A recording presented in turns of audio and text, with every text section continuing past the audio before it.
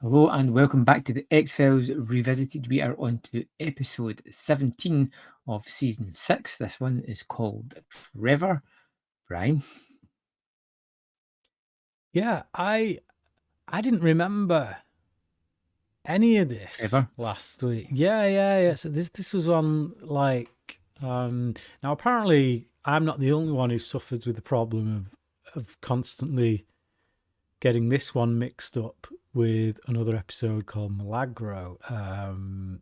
Bastian, who follows us on YouTube, he does the same thing. So I don't know, something weird there. But yeah, I couldn't remember anything about this, and it was only like when we get into the opening sequence in a moment that stuff started to come back to me, and we'll certainly get into whether or not I think it's reasonable for me to have forgotten this episode, or whether I'm surprised that I forgot this episode.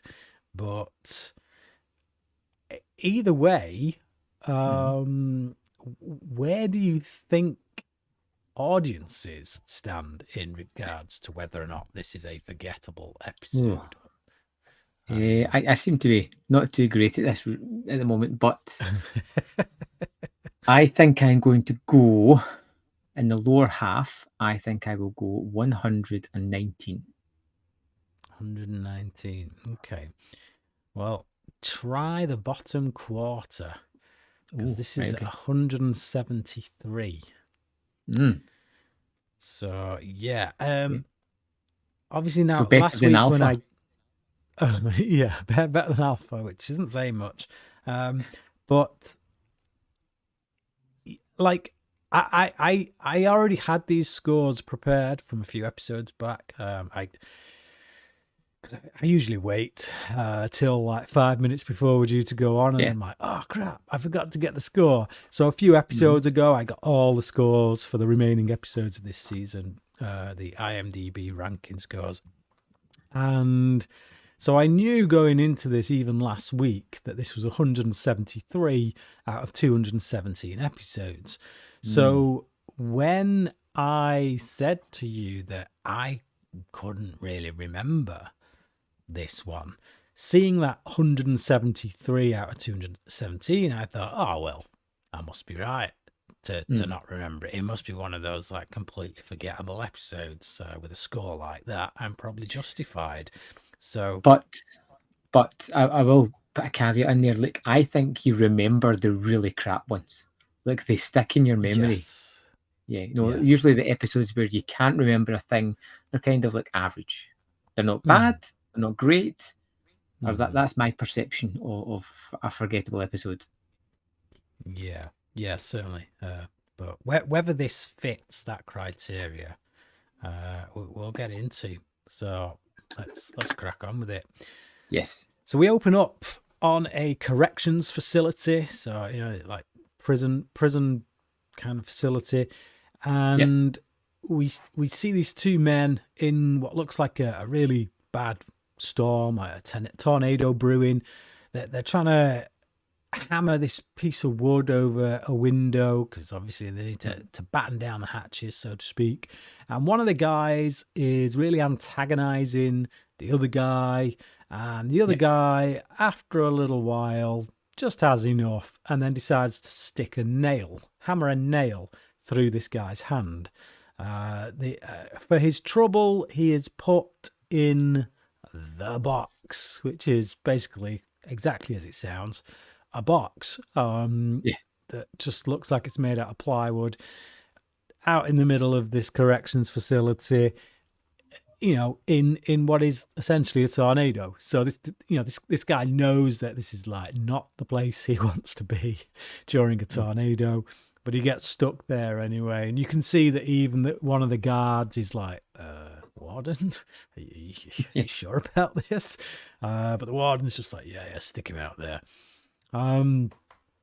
Anyway, storm passes, and yeah, the box is just demolished, absolutely gone. Yeah, The warden though is kind of nowhere to be seen. The guard kind of goes to his office, knocks on the door, no one answers, so he lets himself in, and that's when he finds the warden, or at least both parts of him, because he's been cut in half. Yeah. Opening credits. Yeah, I mean, the first thing that struck me about this is how it's not just one continuous sequence. You know how when you go into the X-Files, it's usually one or two moments. It's it's this part cut to this part. We're inside now. We're in the office. We're out in the. Like, it just feels as if it's got a lot of moving parts. This first, which is something that's a little bit different. But I've also got the feeling while watching this one that we're in and this feels like typical X-Files stuff, and whenever I see a prison in X-Files episodes, I get terrified because prison episodes, the Too Shy, is it Too Shy as well? Was that one?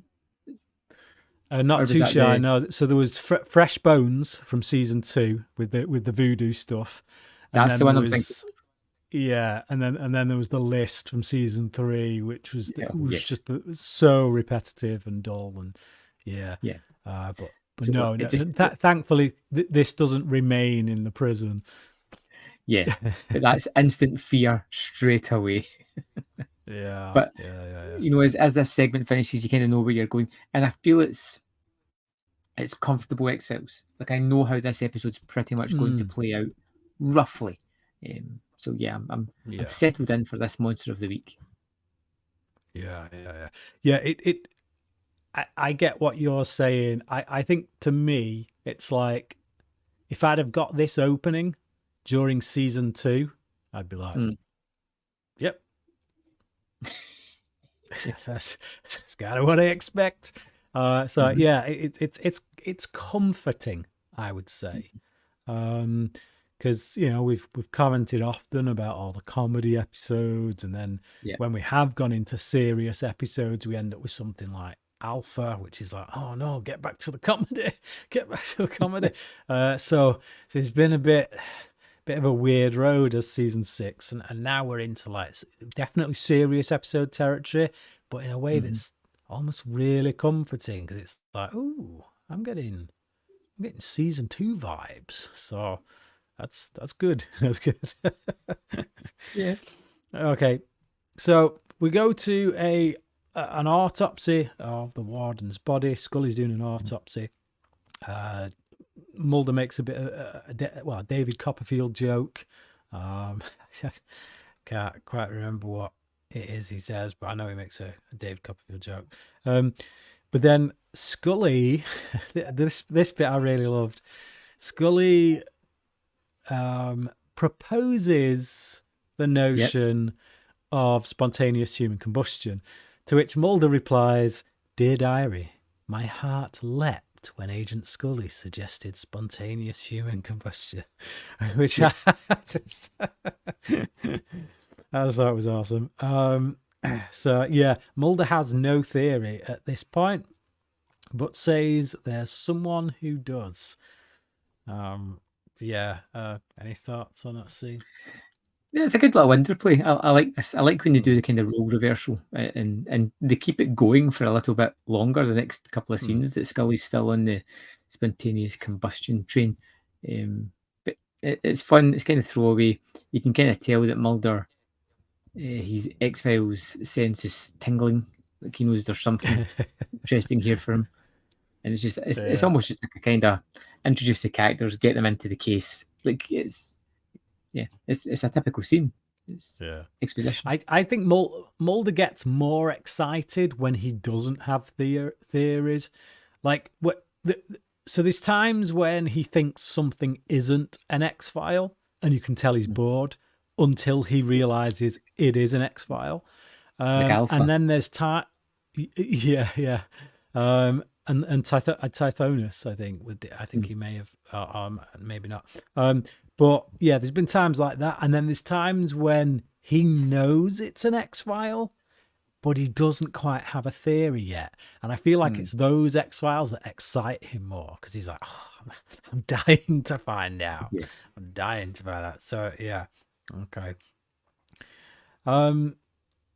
So we go to the corrections officer that had found the warden, and he says it was Pinker Rolls, which is just an awesome name.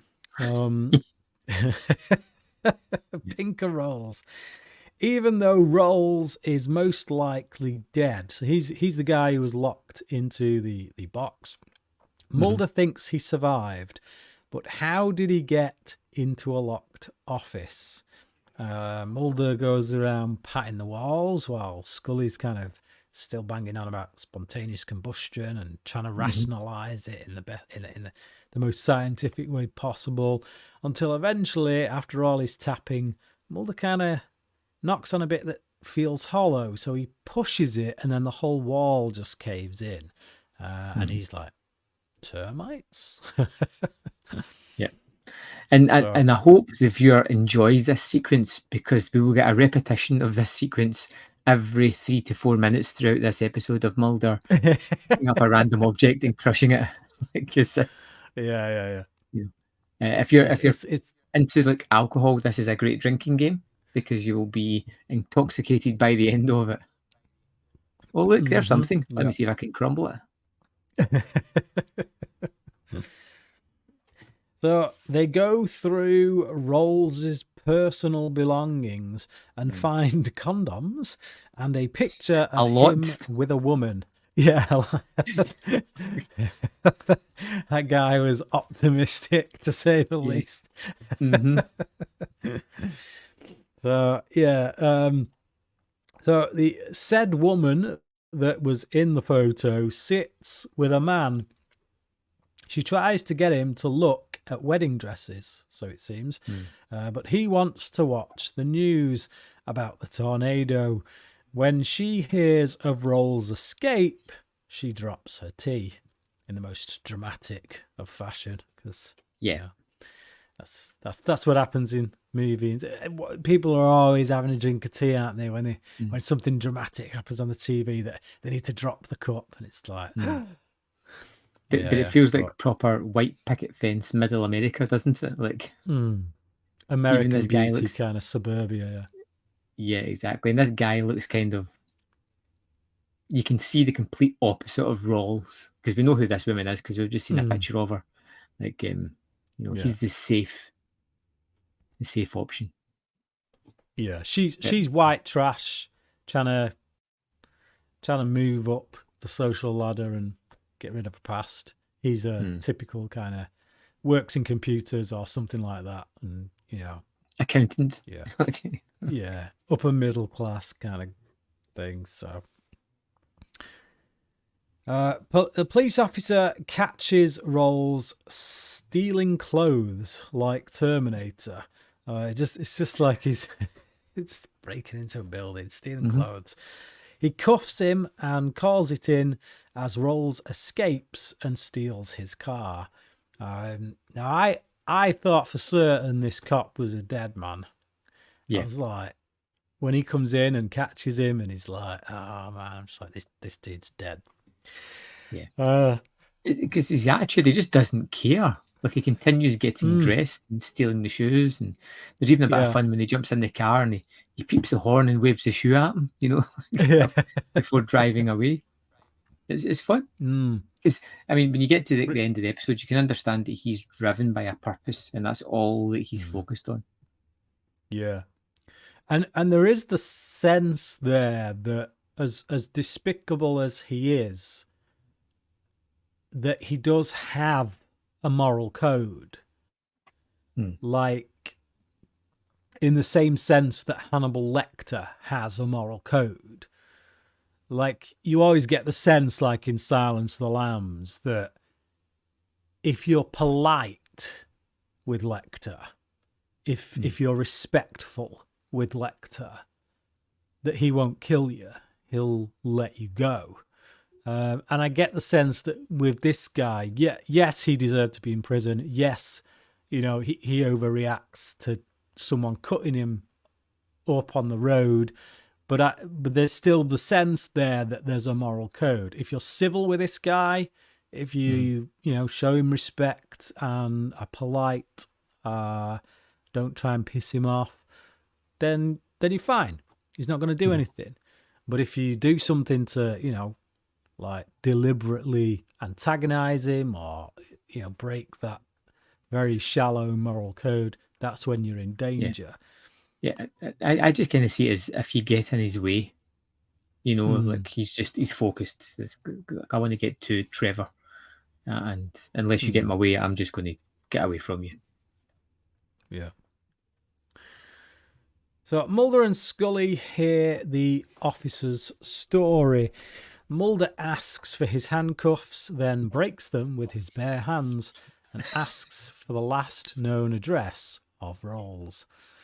So, yeah, as you say, it's just... I mean, it's funny. It becomes funny every time it's happening. Like, there's a bit later on where he's like holding a bag of dust, like an evidence bag, and I was killing myself laughing at this.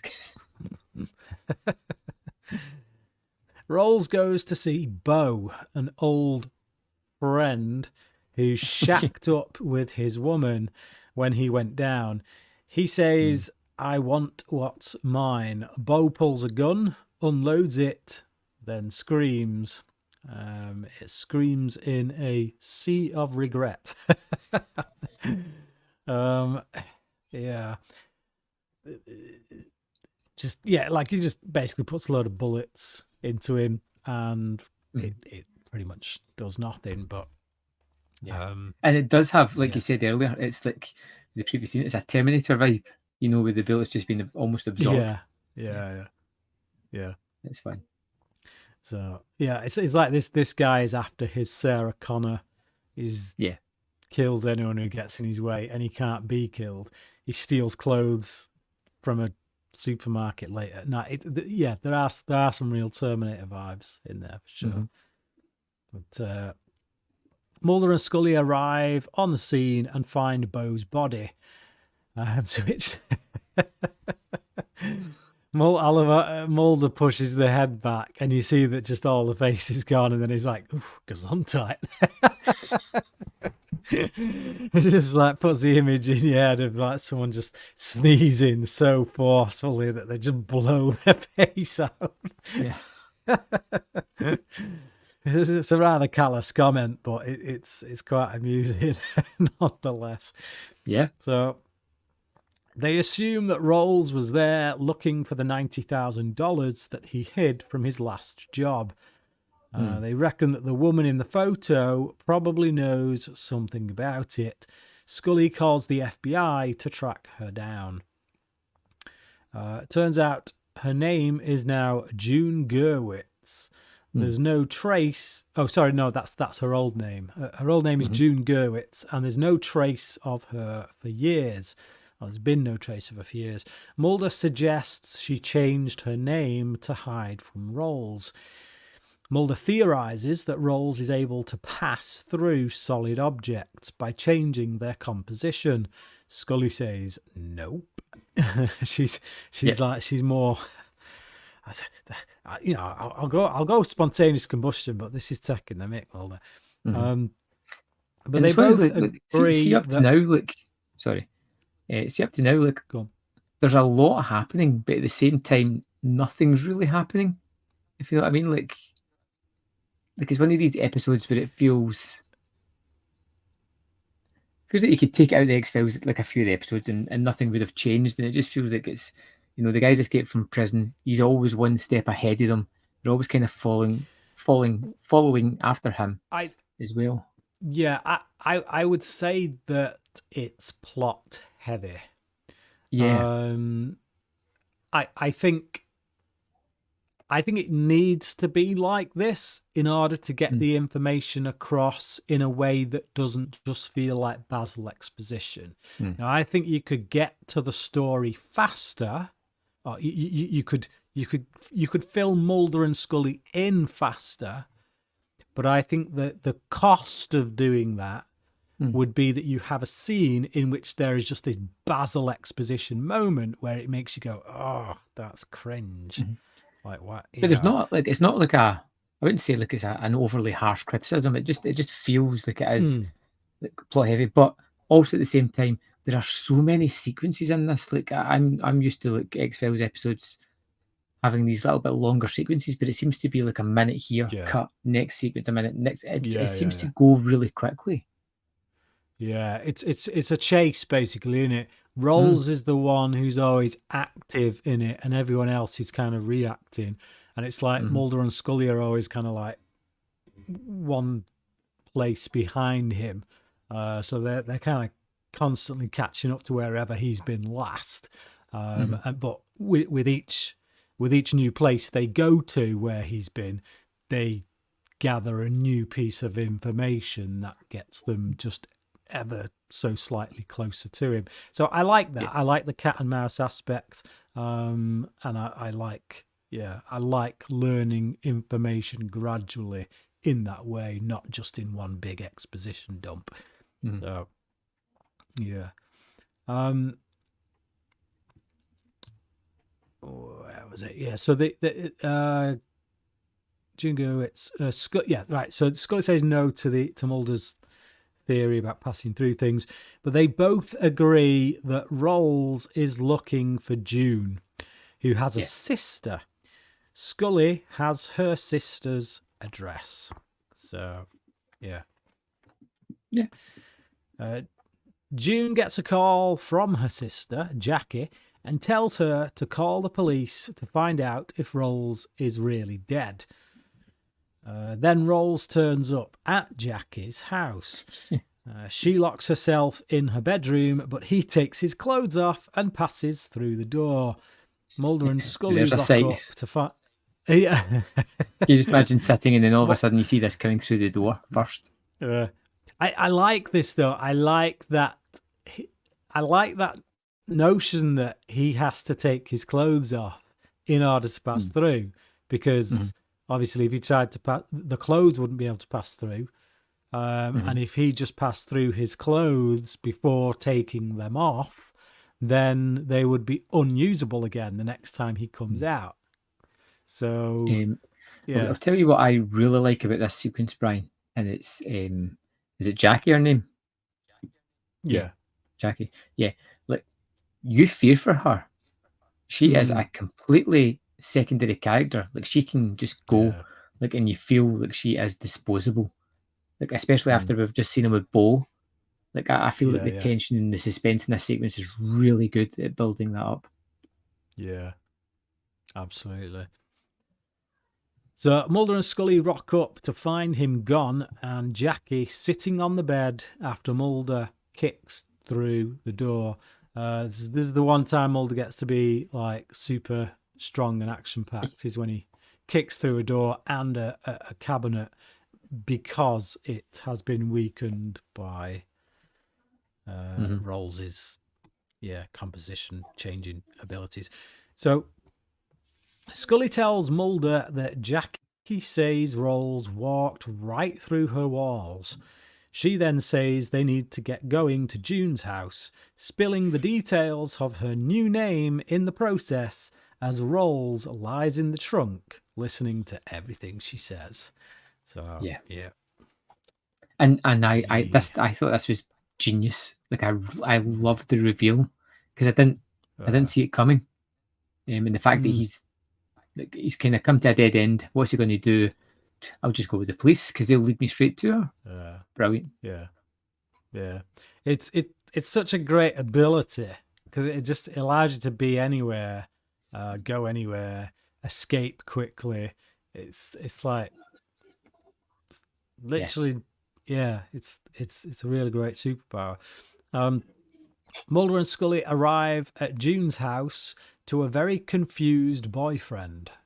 So this guy has no clue about her previous life. He feels like he's been duped, like he's been lied to, which he has essentially. What do you think about this guy's reaction Do you think like that he overdoes it, or do you think you'd be in the same boat? Like, screw this biatch. Like, This is a great reaction, right? Because he's been a bit of a mm, douchebag, yeah, but he's been lied to throughout this entire relationship, and this has just all of a yeah, sudden landed on the doorstep, and he's just like, yeah, "This, no, I'm out. You're on your own. I'm yeah. gone." I can understand that. So, Mm, although he is kind of yeah, douchebag about it, I can completely understand where he's coming from. yeah. It's like I think the compassionate side of me, which is quite a big part of me, is kind of like, come on, mate, just at least hear her out, hear what a story is. But then I'm like, there's another side of me where I'm like, actually, like maybe he would be able to be a little bit more compassionate if the deranged serial killer wasn't trying to hunt her down and kill anyone in his path to Well, get. I'll tell you this as well. Look, they're looking at wedding stuff, or kind of is Mm, alluding to that. So they've been dating a yeah. while. They've obviously had conversations and talked about their past, and she's Mm, brought up none of this. She's yeah. hidden it all away. Yeah. That for me would be something that would be, that lack of trust and honesty. Yeah. Yeah. It's like if you're thinking about marriage, then he should know this stuff by now. It's like, Yeah. yeah, come on. Come on. There's, You don't just love yeah. somebody for part of the way they are. You just love them for No, everything. So no. so Yeah. Yeah. you bear it all and take it or leave it. Take it in. Yeah. Yeah. Yeah. Definitely. So, yeah, I understand where this guy's coming from for sure. But yeah, so June paints a glowing picture of Rolls when she tells a story about how he beat a guy half to death for cutting him off on the road. Sa- Says she found the money by accident while Rolls was in prison and used it on the house and to buy her fella a new laptop. Mm. So she's just like, yeah, I just wanted another chance, which, I can understand. I get it. I Yeah. can kind of see it from where she's coming from, but Mhm. that's no if you want another chance, then you've got to give the person who's giving you another chance all the facts so that Yeah. he can actually give you another chance, not just be forced into the issue. So Mhm. Robert abandons June. Mulder notices a big crack on the trunk hood. Tells the police to take June and guard her. He goes back into the house where Rolls is rooting through drawers. Rolls Mhm. escapes and leaves "I want what mine" burned into the wall. Yeah. Yeah, so that's another. As with the Mulder crushing things, the "I want what's mine" is another thing that kind of gets hammered home. He just writes that Yeah. everywhere. But that's the kind of thing that I expect you full on. Your Hannibal Lecter serial killer type, or your Red Dragon, not necessarily Hannibal, but Mm. your Red Dragon type to do. It's like it's a bit on the nose, I would say. Yeah. Um, I want what's mine's Ezekiel 12:19. Like yeah, so Mulder realizes Rolls cannot pass through glass. yeah. Scully realizes that Rolls is looking for his child. So, Mm. yeah, turns out June had a baby. June is cooped up inside a hotel room with a guard. She's not allowed to call her sister, and she's not allowed to smoke. Yeah. Then Pinker comes through the ceiling Mhm. in a really nice kind of wide shot where you kind of just see him in a corner and he's just like, whoop, there he is. Whoop, there Yeah. he is. Whoop, No, there he no is. idea how he found her. Like, I mean, you're having to assume a lot. Well, I mean, you are having to assume a fair amount, admittedly, but we've already seen the way this guy moves around. you know, and it's like no sooner had Mulder told the cop to get her in the car or to go and guard her, that he could have been out through a wall and straight into the boot again. It's like it just wouldn't be difficult for this guy at all. So you know, he could go anywhere and overhear anything. So yeah. Not that difficult really for him. But where are we? We've got so we go to the crime scene of so this is that very hotel room, and the guard's arm lies on the floor, severed. So it's just like, ooh. So like, you don't need to have seen what's happened, but you can see there's been a struggle. Pinker's like, boom, taking the guy's arm off. They say Rolls stole a station wagon and kidnapped June. Yeah. Scully says they need to find the child by going through state records. Mulder says he's going to need some special issue equipment, whatever that means. So rubber bullets. Yeah. Like,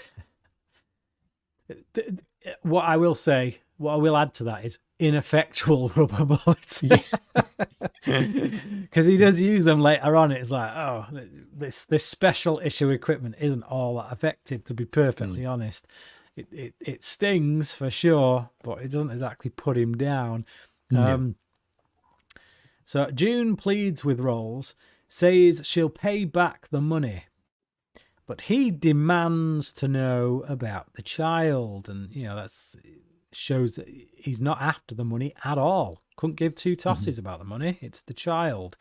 Trevor Andrew is his name, and Pinker, or Rolls, says that God wants him to have his son, which is why he found out and why he was given power, which adds a really interesting dynamic, I think, to this guy, in the sense that he's got a renewed perspective on life. Like, this guy doesn't really strike me as someone who previously believed in God, but I feel like that perhaps now he feels that all this stuff is happening, and he's interpreting it as signs. Like, I overheard something that, quite frankly, I shouldn't have overheard, but I just happened to be in the right place at the right time to find out that I actually have a son.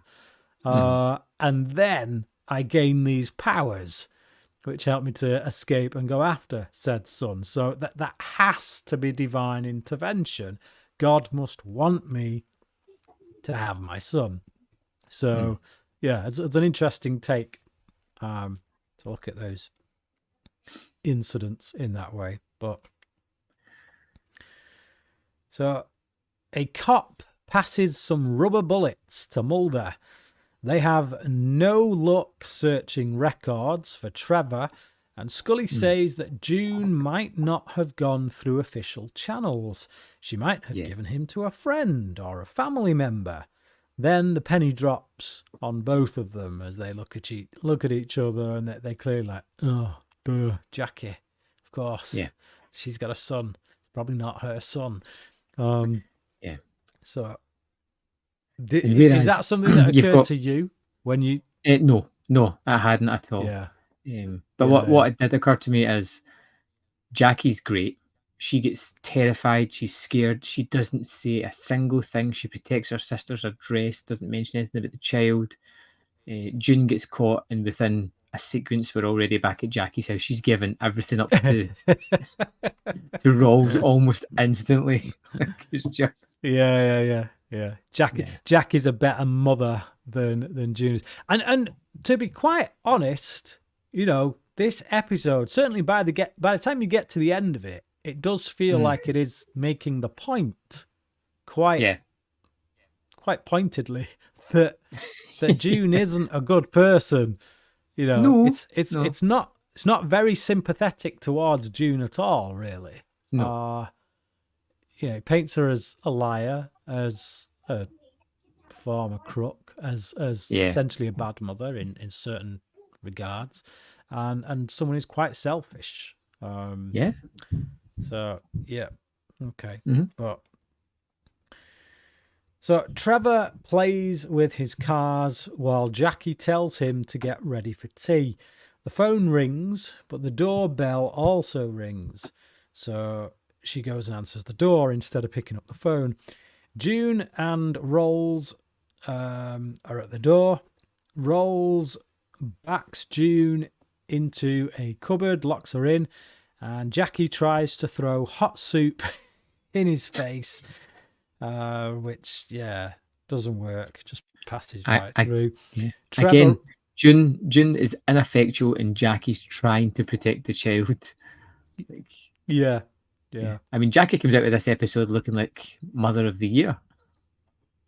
Yeah, pretty much. She's the thing is she's willing to endanger herself in order to save the kid, whereas June is just like, well, she's given him up basically. Yeah. If she was half a mother, she'd be willing to die for her child. It'd be like, tell me where my son is. No, you're gonna have to kill me. It's like it's literally the only option, really, isn't it? Yeah. So Jackie tries to throw the soup at Pinker's face. Trevor runs and Rolls pursues him. So Mulder and Scully rock up. Scully takes Trevor while Mulder shoots at Pinker. Pinker runs through a wall, leaving his clothes behind, which was a really nice special effect, I thought. I don't know if you noticed that. It was quite dark, but it's just... So we've seen, obviously, that he takes his clothes off before he passes through walls and stuff.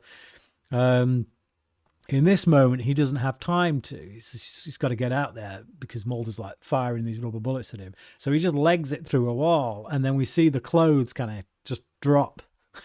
They hit the wall and then they drop. But obviously, because he's passed through the clothes as well as the wall, it means that when he goes back to them later, if he ever gets a chance, they'd be unusable because they'd be all broken up. But Mulder enters the house to go and try and find Pinker, but Pinker has gone after Scully and Trevor. Scully runs inside a glass telephone box.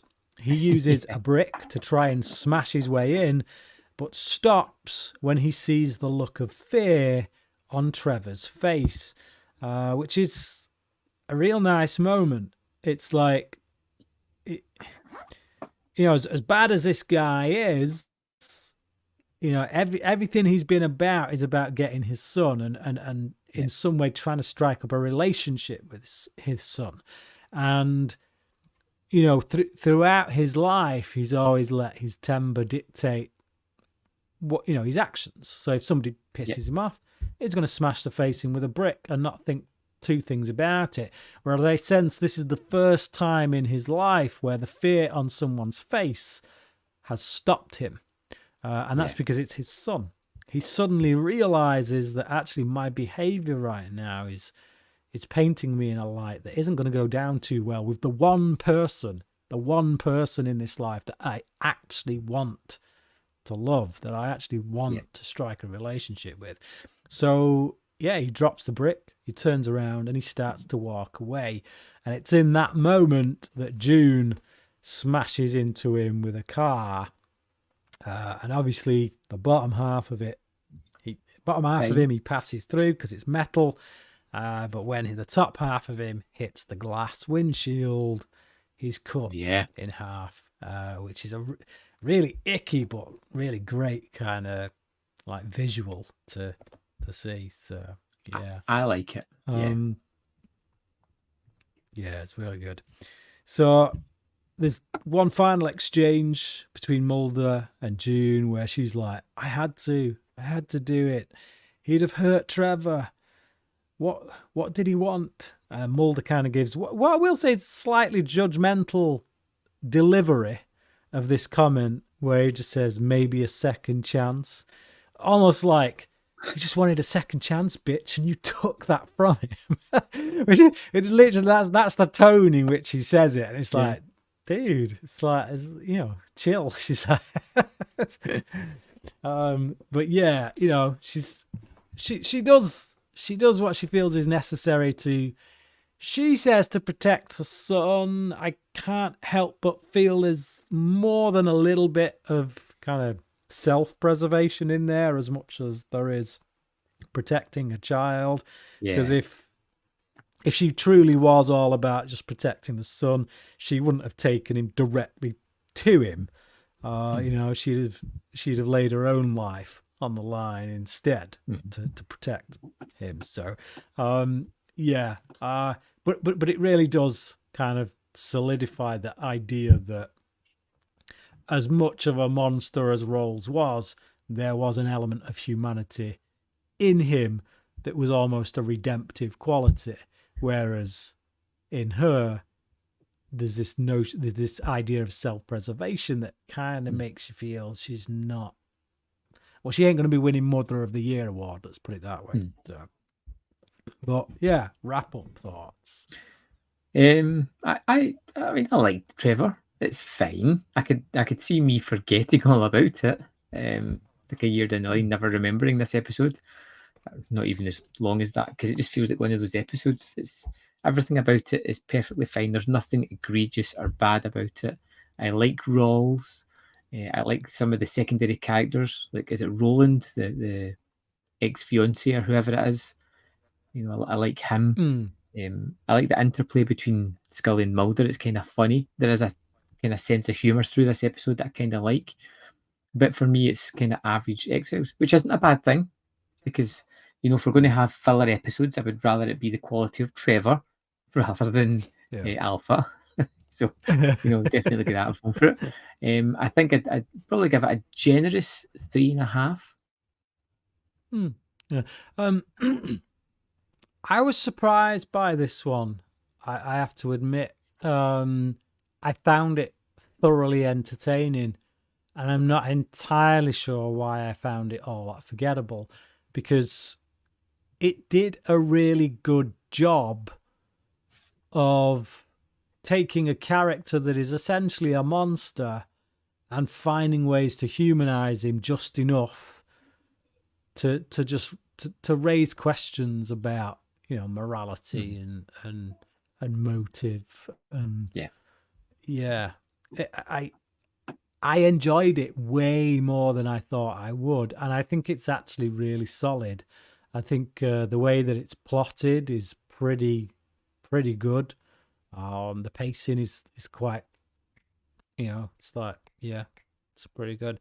I think it's a good villain. That, you see, often on the X-Files we can have villains of the week that are very like one note. That you know, like as much as I love the episode Irresistible, I kind of came around to your way of thinking in terms of Donny Faster, the way, like, from the outside looking in, how anybody can not see that guy is off is because of the way that he acts. It's, you know, that was is the most difficult thing to buy about that episode and about that character. And I feel there are quite a few episodes like that where the villain of the week kind of has a neon sign above the head saying villain of the week.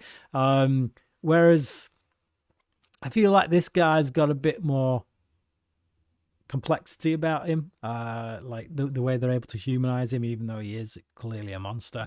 So yeah, I don't know. I think I just really enjoyed it. I was surprised by it.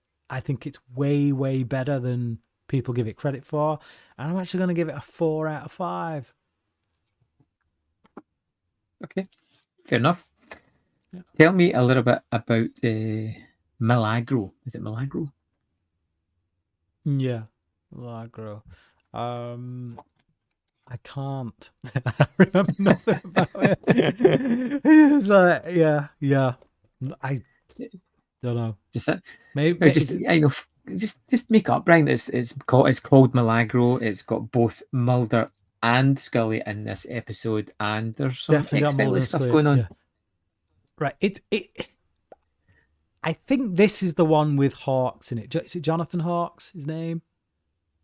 Right. If this is the one with Jonathan Hawkes in it, John Hawkes. John Hawkes. If this is the one with John Hawkes in it, then I hated it.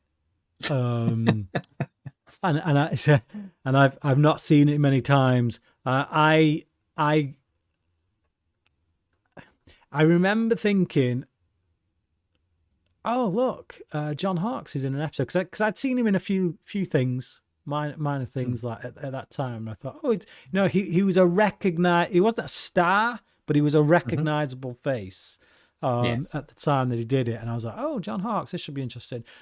It's a Scully-centric episode, and there's a whole thing about this guy, if I remember correctly, like writing poetry and having a thing for Scully, and it just getting a bit like too,